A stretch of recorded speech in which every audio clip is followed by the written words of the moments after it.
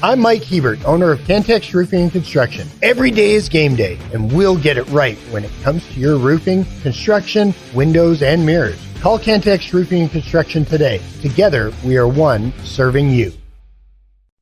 The podcast put together with Red Raider fans in mind. This is the Tech Talk Podcast from Double T 97.3, presented by Cantex Roofing and Construction. Hey there, how you going? Tech Talk on Double T 97.3 and Double T 97.3.com with Dr. Mike Gustafson and Clint Scott. I'm Aaron Dickens. We're joining you today until 6 o'clock. We'll have the Dallas Cowboys Hour coming up at that time, followed at 7 o'clock by Monday Night Football, Chicago Bears at the Minnesota Vikings. Gentlemen, did you have a good weekend? Good holiday weekend? I most certainly did. Checked a ton of boxes. Got the kid moved home from Midland and, hung some Christmas lights and kind of that stuff. I probably had more obligations than I would have liked to have had, but that's life. None of it was like a weekend ruiner, but it was just, there was something every day. Yeah, I had a great weekend. I tried to wade through one stop, somehow just forgetting that it was Black Friday, going out into the world at like 11 a.m. to Cabela's, which either everyone, and this is at 11 in the morning, either everyone was sprinting or at a stone wall standstill, and there was no in between. And I was quickly found out that wasn't worth it. So outside of that kind of wasted trip, I had a great weekend. Anybody turn it up? Anybody do anything? No, I just tried to be as Eat as much as possible, horizontal and still as possible on, for most of it. I think we've pretty much wiped out the leftovers. Mac and cheese is gone. Mashed potatoes gone. Wellington is mostly gone. Rolls are gone. Oreo cobbler gone. Ooh, so nice. I noticed a little. I was putting together a little lunch thing today, and that I didn't end up eating because I thought I had a maybe lunch with a buddy, which did pan out, and as I was putting all that together, or kind of finishing up, I looked in there and like, oh, hello there, leftover dressing, and so we've still got some of that. I don't know if that's enough to just make dinner tonight or what, but I'm here for it, or lunch tomorrow, or supplement lunch tomorrow, whatever. Could see that happening. So we'll spread some of these out because I'm supposed to get a bunch of emails a week from today, and some of those sending myself emails. Some of the hay's in the barn already for that, but I did just get one scheduled that I guess I assumed was going to be going out next Monday, but it just hit my inbox. Subject: Clint Scott thinks that Deion Sanders will go 5-7 in his first season. And barely missed it. To be fair to Clint, and if you're a fan of Clint being wrong, you got some more opportunities ahead of you. He said this before the season, so he was running against the grain in a lot of ways. This wasn't after they started out 3-0. This was, I think, in August sometime, and so they got pretty close. I did not picture Stanford being the team that brought me down in the Deion 5-7 camp. Yeah. And I think also it's, I think their schedule ended up being tougher on the Pac-12 side of things than people expected. Right? I think people, that TCU game is being really, really challenging. Obviously, right. USC and Oregon, but anyways, so there you go. That's one email. We'll do some more tomorrow and the next day, but we have plenty to talk about already without going to the email. Well, things like the St. Louis Cardinals winning the free agency day, getting Sonny Gray signed for 3 years, $75 million. Was that on your list? Baseball. Yeah. That was the first hour I've got planned. Yes, there you go.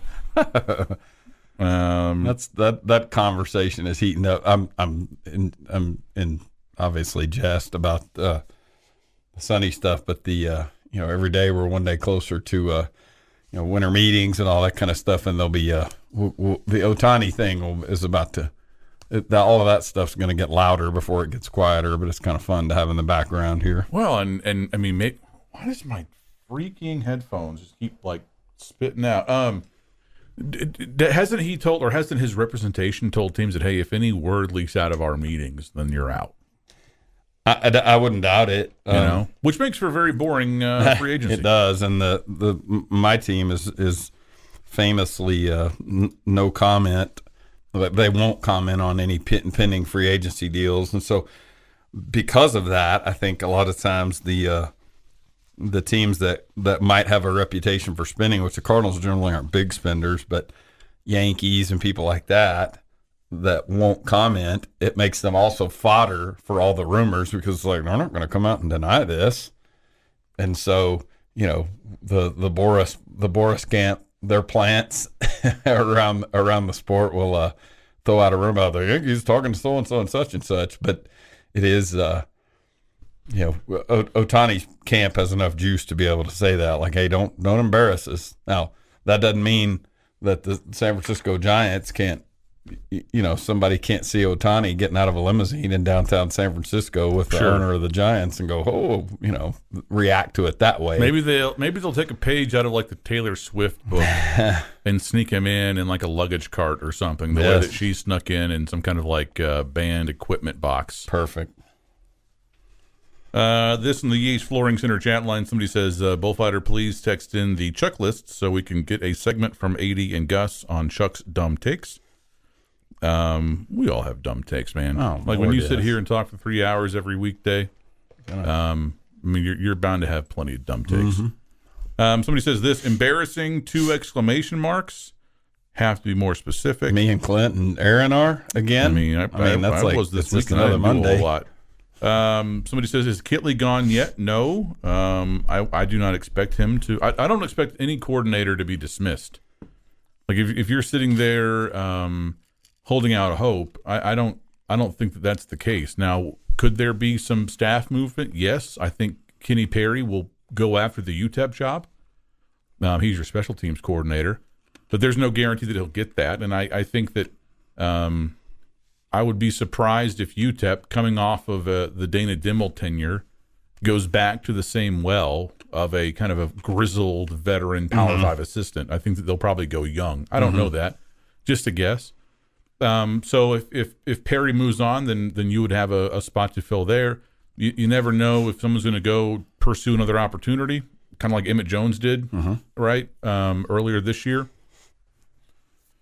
And maybe Kitley goes after a head job somewhere. Maybe goes after the UTEP job. Again, no clue. But I think you're barking up the wrong tree, I think, if you're expecting any coordinator to get fired. More tech talk, lots more to get to next.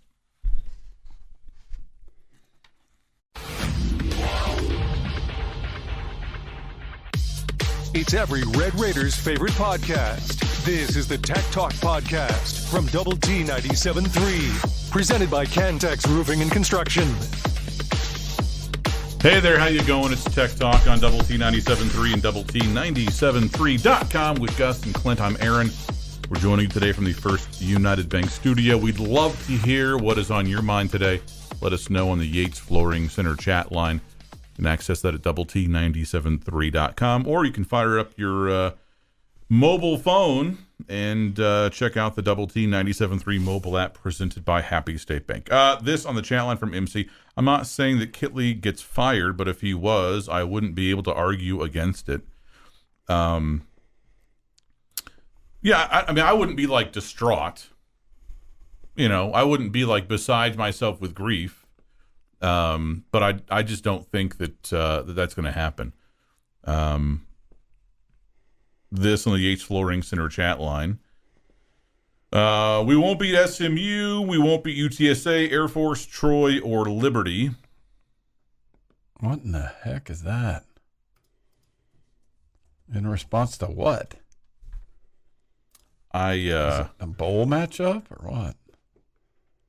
I mean, it's not basketball non-conference schedule. Yeah, so I don't. Yeah, it's not anybody we're playing next year in football. So, yeah, I think the bowl matchup. I mean, it's just all just projections at this point. There was some Syracuse's last week. This week it's been I saw a cow. Yeah, Cal and UCLA in the Independence Bowl. There was one other one. There was one that had us going to the Camellia Bowl in Montgomery and playing like Georgia Southern or something like that. Man. I was like, Clay mercy. Helton. Yeah, the fighting Clay Helton. Yeah. That's right. Raging Raider has this. Given Frank Reich got fired today after 1-10, would Jimmy Johnson have been fired for going 1-15 in Dallas? Yeah, maybe. I mean, this in the chat line from our friend Sooner in Lubbock. Well, guys, I was really hoping you'd be more competitive. That was pretty bad. Glad y'all had a good holiday. Had a very good holiday. Yeah, I was interrupted for about 2 hours of suck. And then I turned it off and started watching the Highlander movie. And so things got way better. Was that Shout out to Queen and Chris Lambert and did all that Sean come Connery. together all right? Yeah, That was good. sure did. You get your Born to lovely be bride. Kings were no, she was very unimpressed. I do like She was like, "What the hell are you making me watch?" There we So go. she went to bed. There we go. That was a. And so you laid out 2 movies and you said there can only be one. Yeah. So Is that a joke? Yeah, I mean, like, is that a Highlander joke or what? It wasn't competitive. Got nothing. I'm not surprised by the result. Well, you had said that it could be a name or score game. I mean, Gus, and you guys know this. I sent in my game by game predictions to Jeff McGuire. He bugs us every week to send him like 3 sentences for, I guess, the website game predictions.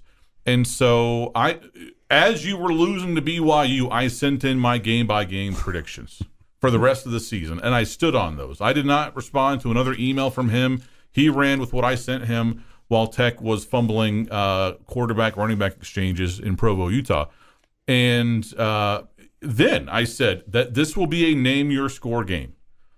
And Texas was motivated. When they have been motivated this season, they've been playing really, really well. I think what is very Texas about their season is that it seems as if they've really only reached that point maybe 3 times this year. Tuscaloosa, Dallas, which they lost, and Texas Tech.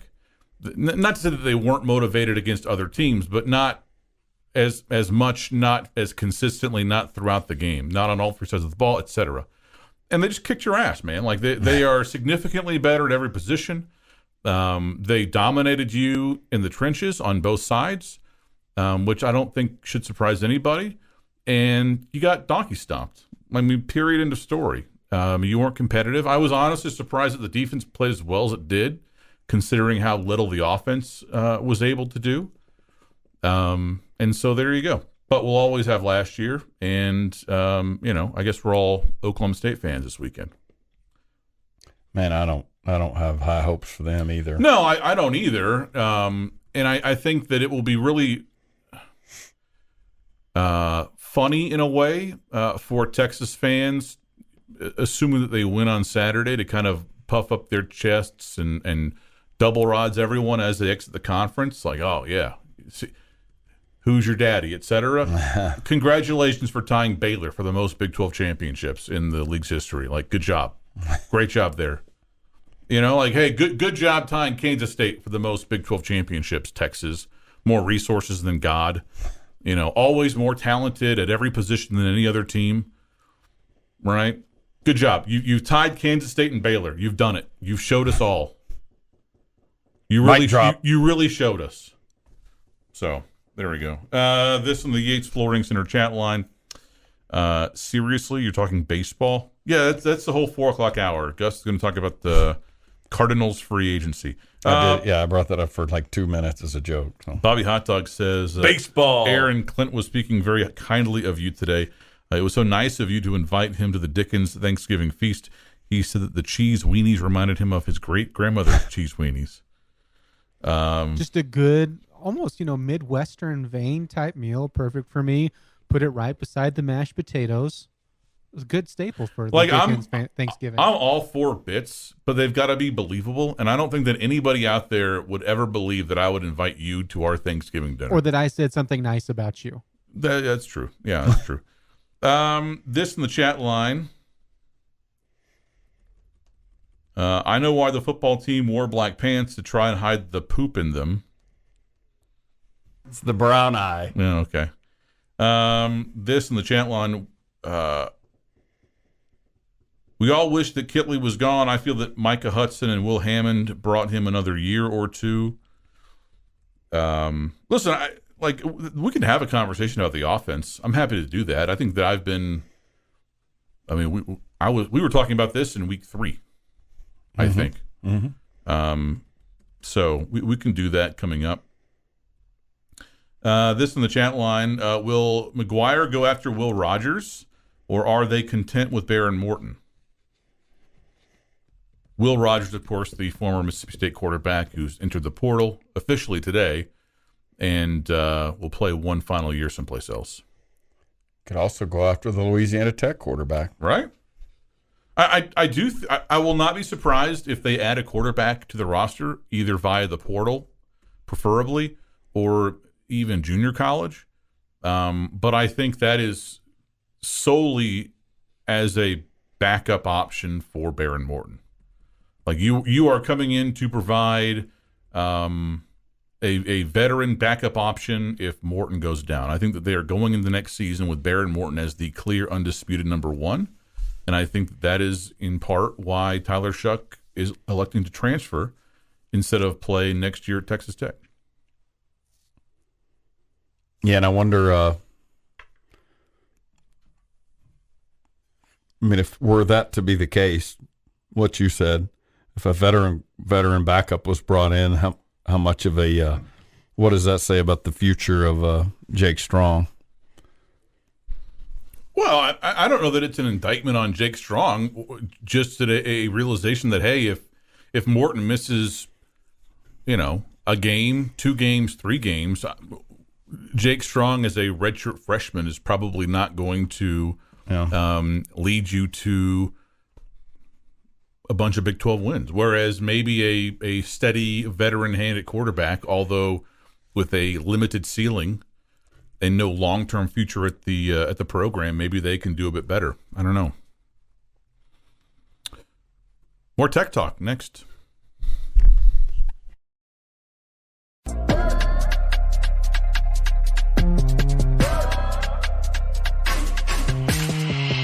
Podcast put together with Red Raider fans in mind. This is the Tech Talk Podcast from Double T 97.3, presented by Cantex Roofing and Construction. Hi, how are you? Good afternoon. It's Tech Talk on Double T 97.3 and Double T 97.3.com with Gus and Clint. I'm Aaron. We're joining you today until 6. We'll have the Dallas Cowboys Hour coming up at that time here on Double T 97.3. High school fans on at 6 on 100.7 The Score. I was going to ask something about that drop right there.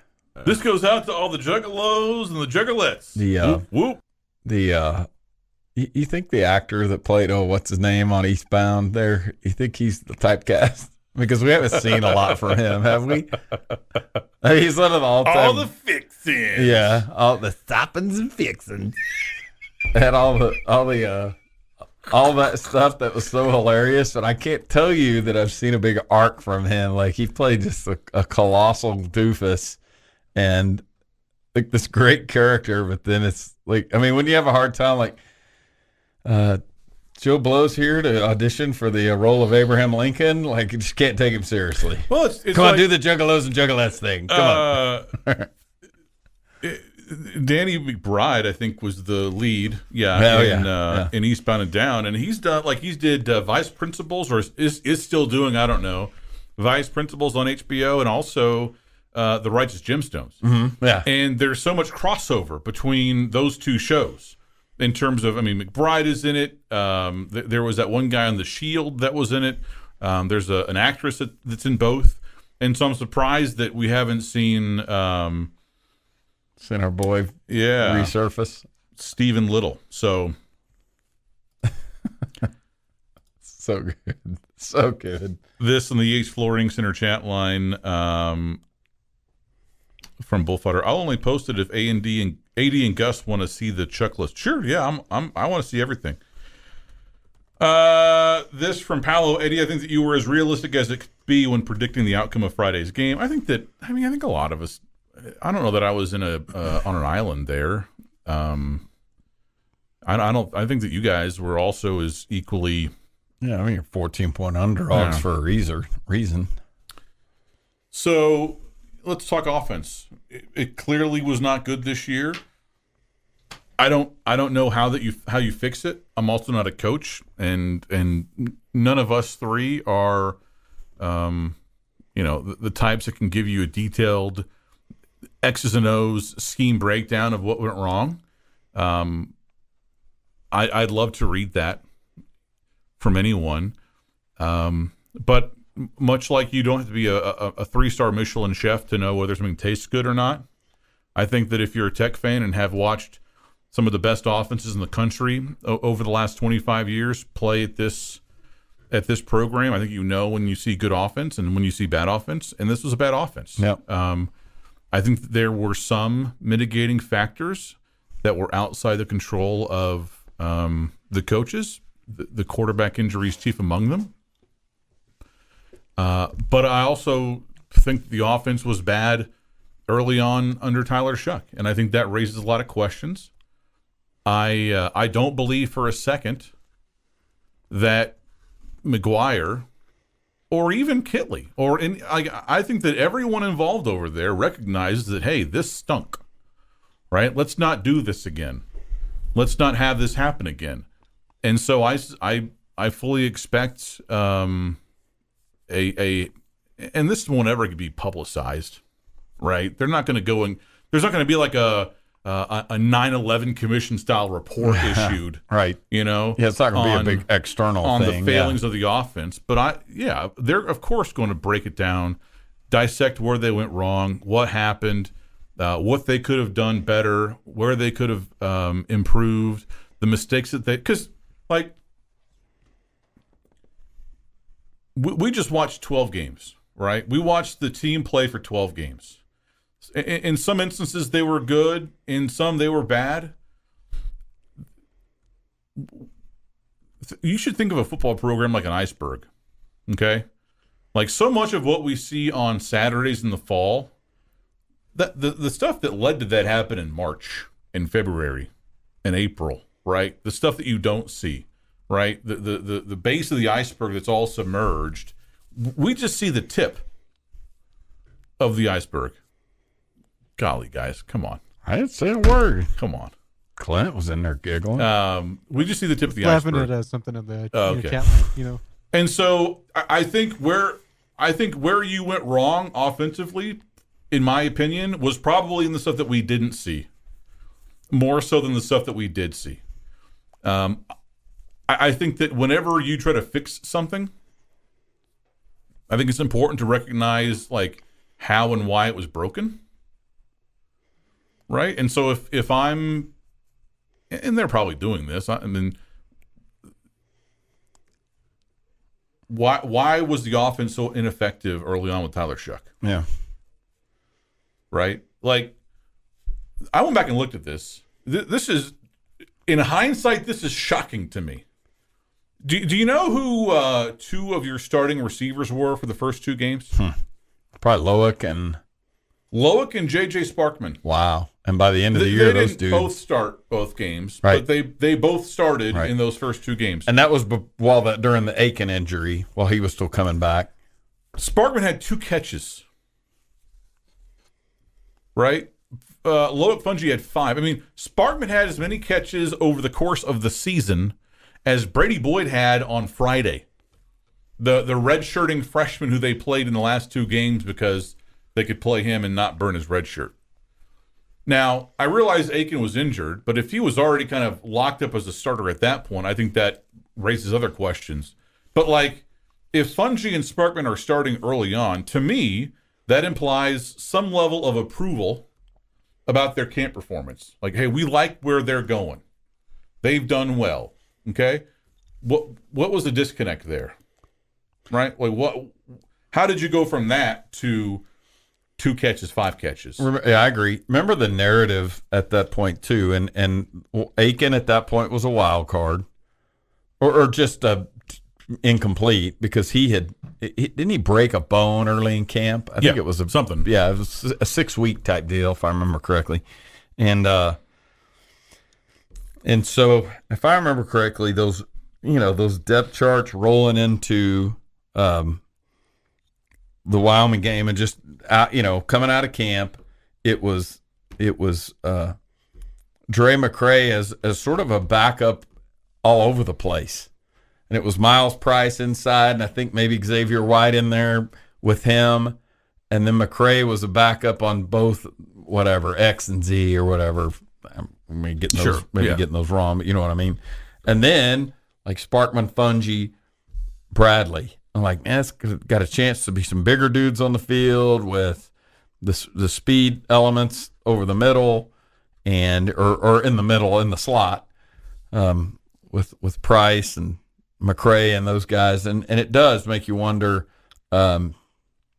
was there what happened with that? Either that it was such a sad room of just full of underperformance that it was just, sometimes you can mistake, and I'm not saying they did this, but I've done this when I've watched Tech have bad baseball teams, and I'm going back 15 years. I don't mean now, but where you go, oh man, we got pretty good competition at shortstop, and then you go back at the end of the year and you go, it was competition because neither player was very good. Yeah, and it makes you wonder that about the receiver situation with regard to a couple of those names that we're talking about. This exact conversation continues more next.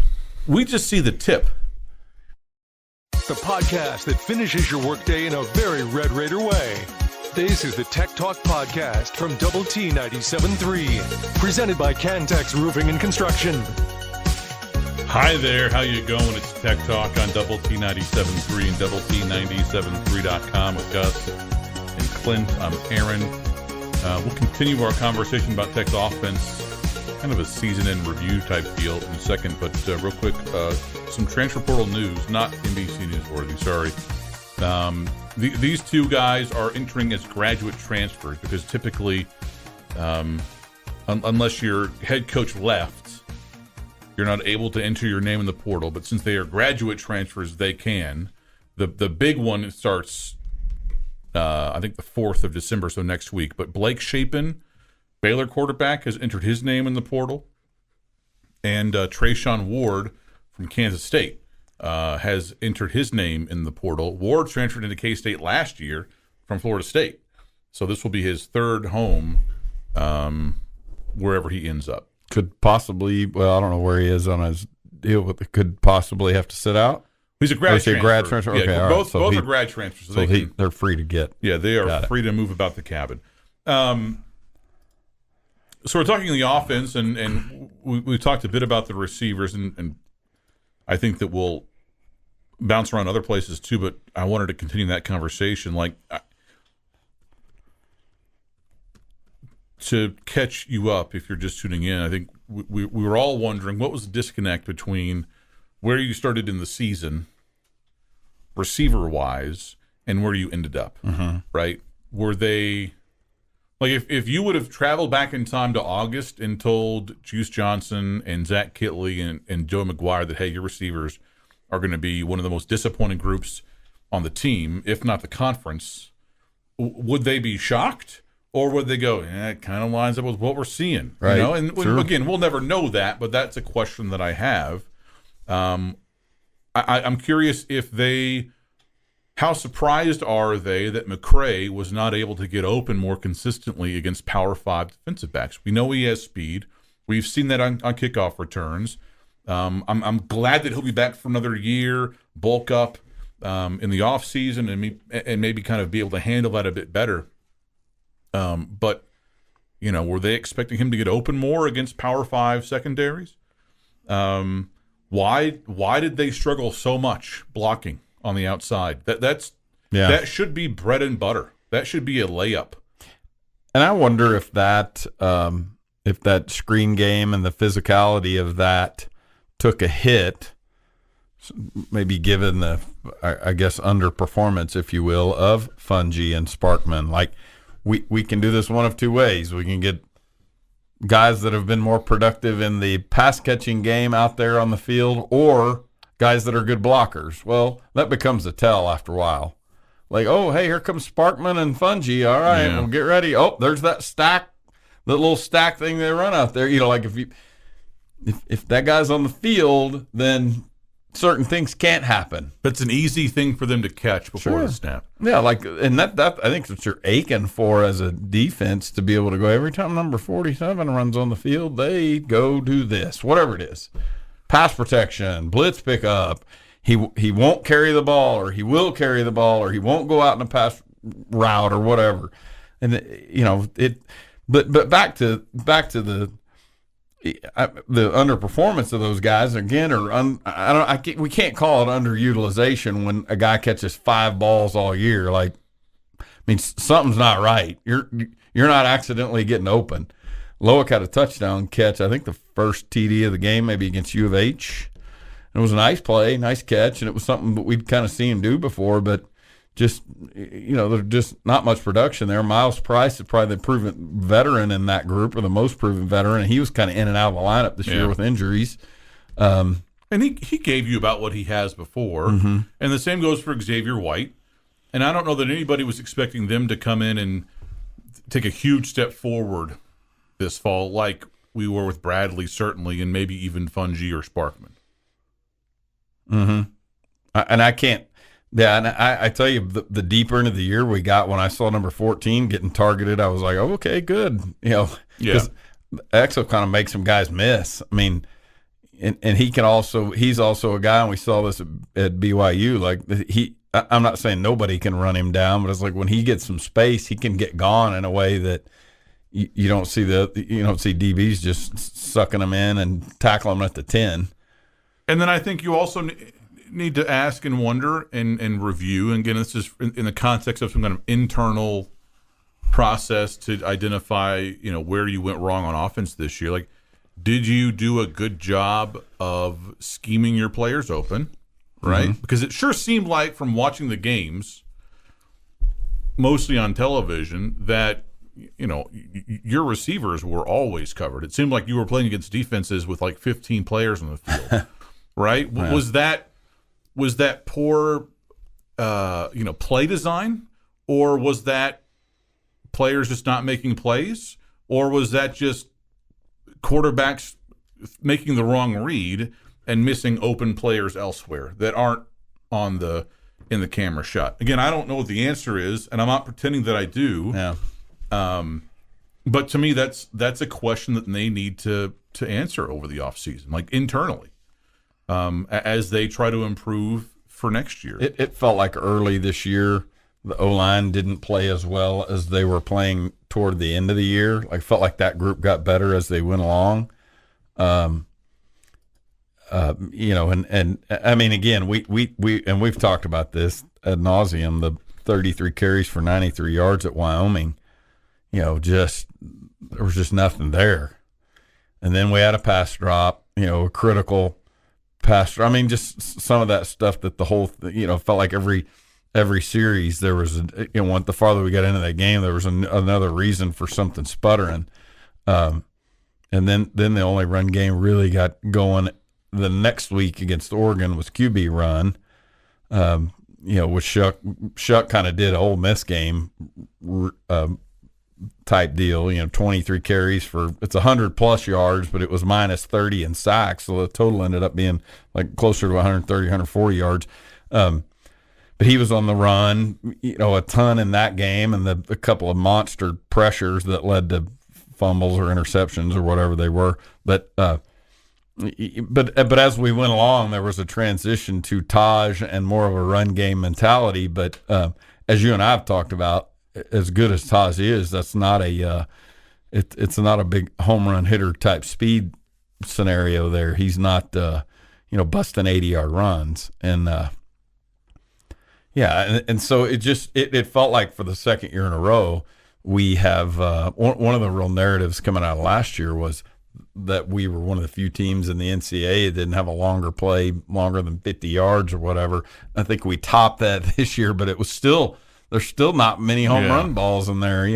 Xavier had the 70-yard catch at BYU. Shuck had a 58-yard run or something. And it's like, we just haven't had busted those 80 yards. And we did have a couple kick returns and all. I felt like it got a little bit better in that regard, but Still not good. More next on Lubbock's sports station, Double T 97.3.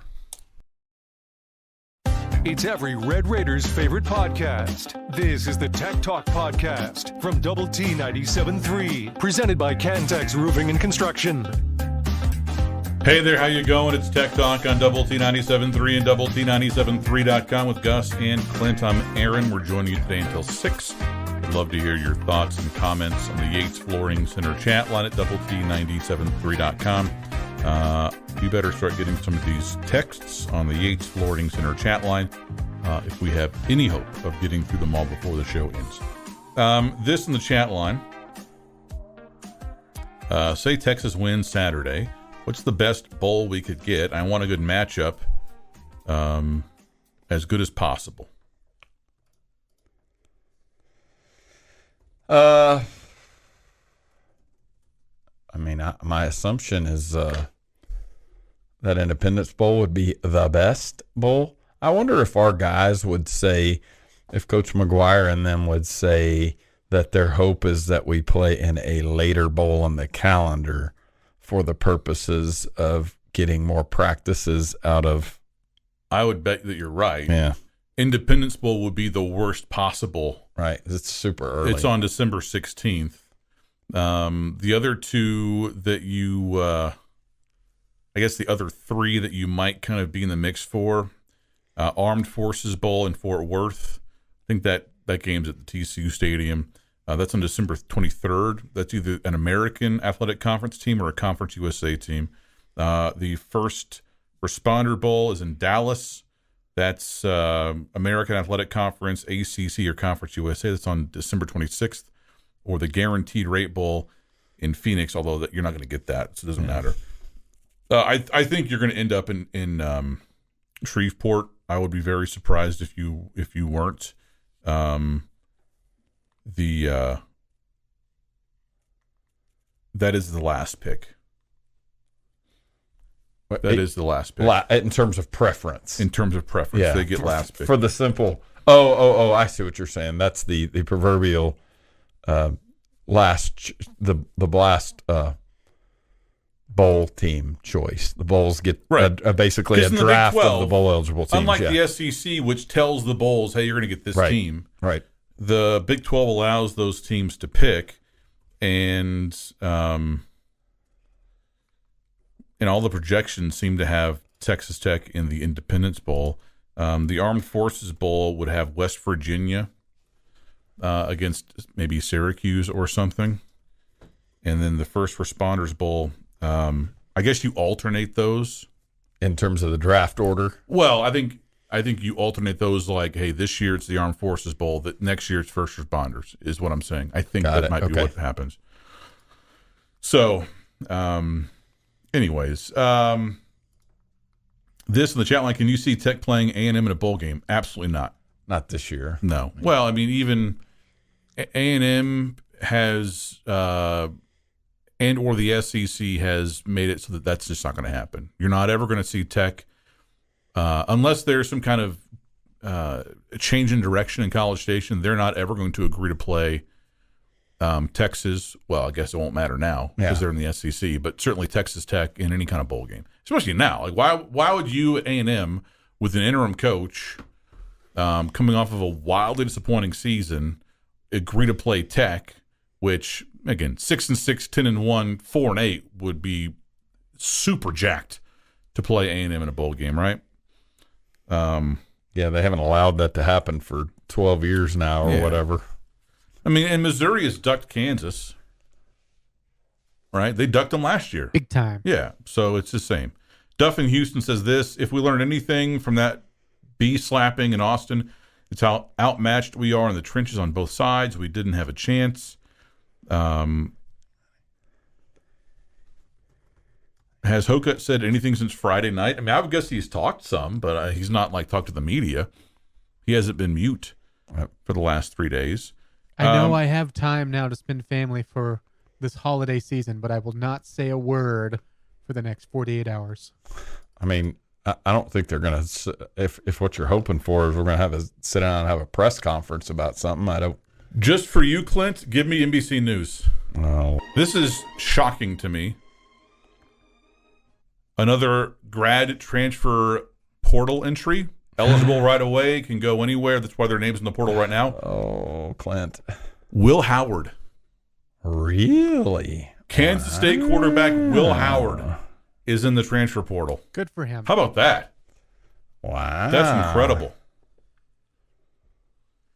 I wonder if that's Future NIL Baylor related. quarterback Will Howard. Man, I'm gonna. There's gonna have to be some reporting on that, and I will eagerly hoover it up. This on the chat line.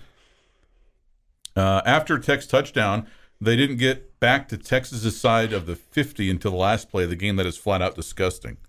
Yeah, it was pretty gross. Although at that point I had already checked out, so I'll take your word for it. Y'all are doing a better job of staying mired in that game than I did. I'm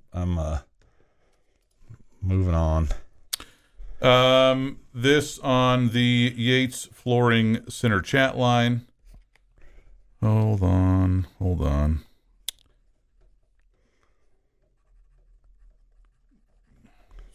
Half of these texts are just some a-hole doing 57-7.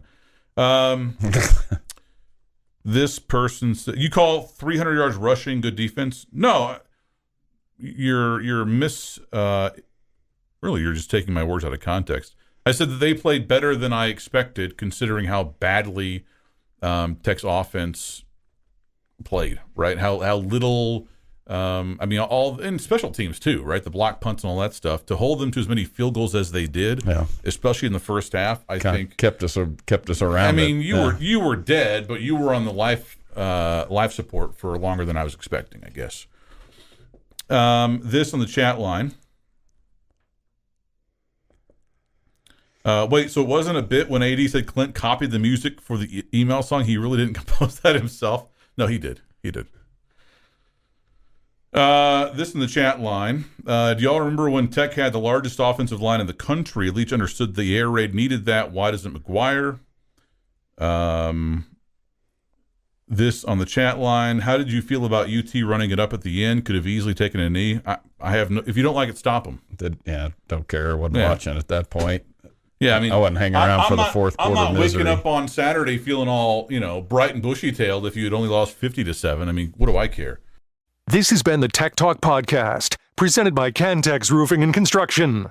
Check out our library of Double T 97.3 podcasts at doublet97.3.com.